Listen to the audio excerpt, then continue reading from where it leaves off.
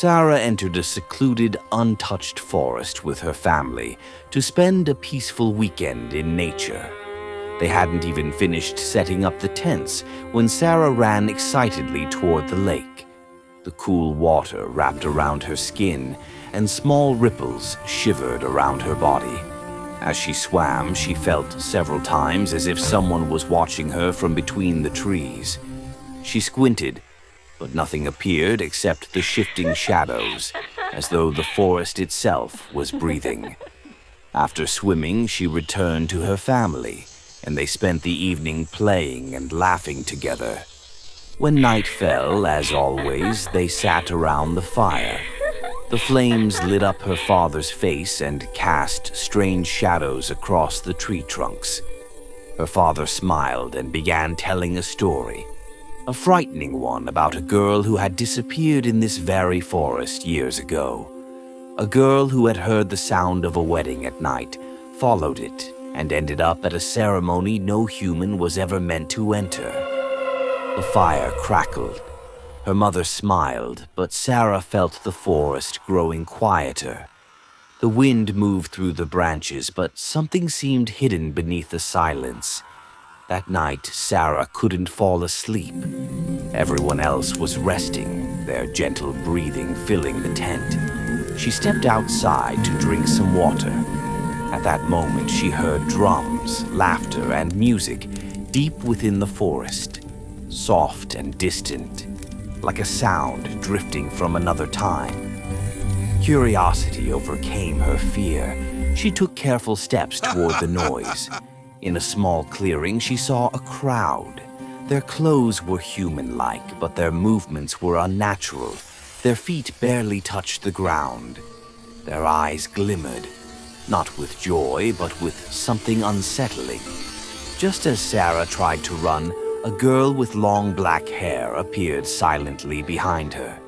With a chilling smile, she said, "Well, well, what a pretty girl. Welcome to my brother's wedding." Sara didn't even have a chance to scream. The girl grabbed her hand and pulled her into the celebration. Sara saw people vanish instantly and reappear several steps away. One of them held a bowl filled with a strange substance, a color that didn't seem to belong to this world. The girl dipped her fingers into the paint and drew a green mark on Sara's hand. Sara thought it was part of their traditions, until she heard whispers beneath the music.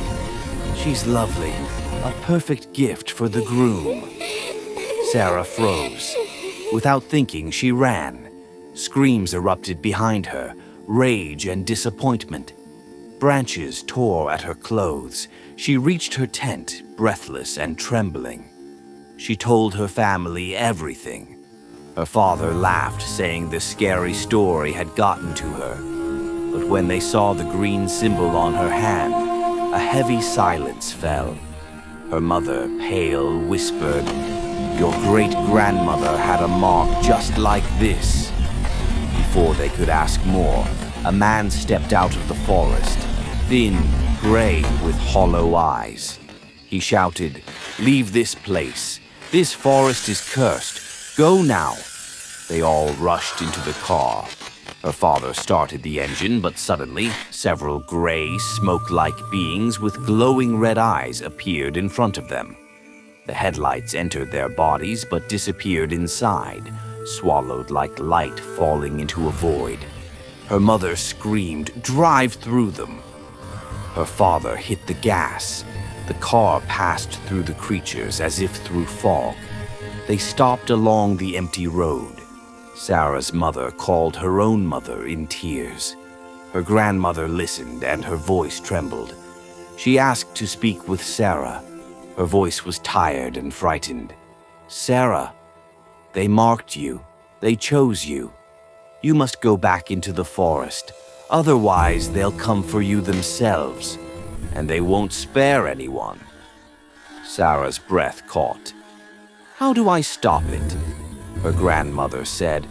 "The only way to break the mark is your own blood.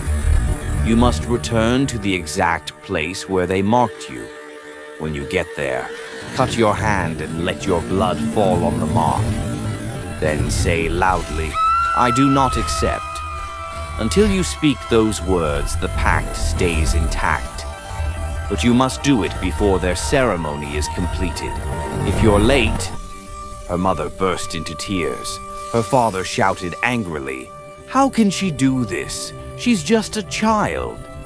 Her grandmother replied firmly, If Sara doesn't go, they'll come and finish it themselves. Sara lowered the phone. She stared at the green symbol. It pulsed, alive. Quietly, she whispered, I'll go. Her father begged her not to, but then the shadows appeared around her. Dozens of bright green eyes opened. Among them, the groom. Half human, half something else entirely. He stepped forward slowly. You came back to be completed. Sara raised the stone. The groom whispered, Just one step closer. Come. Sara whispered, Not for you. And she dragged the stone across her palm. Pain burned immediately. Blood dripped onto the green symbol. Sara shouted, I do not accept. For a moment, everything was still. Then the forest let out a deep, ancient moan. The symbol on her hand faded. Green, yellow, gray, then vanished. The groom stepped back, his face twisted in fury. His eyes turned blood red. With an inhuman scream, he roared, You broke the pact! The shadows screeched, lights shattered, wild winds tore through the trees. Sara ran, hand bleeding, breathing ragged. The mark was dead. It no longer dragged her back. When she reached the road, her father opened the door. She jumped inside and the car sped away. No one spoke until they reached the city. When they got home, Sara looked at her hand. The mark was gone. Only a faint scar remained. But at night, whenever she closes her eyes, she hears the wedding again. The drums, the laughter, the dancing. The sound of someone breathing close to her ear. And sometimes, in the stillness of the dark, a soft whisper says, The pact is broken, but the ceremony remains unfinished.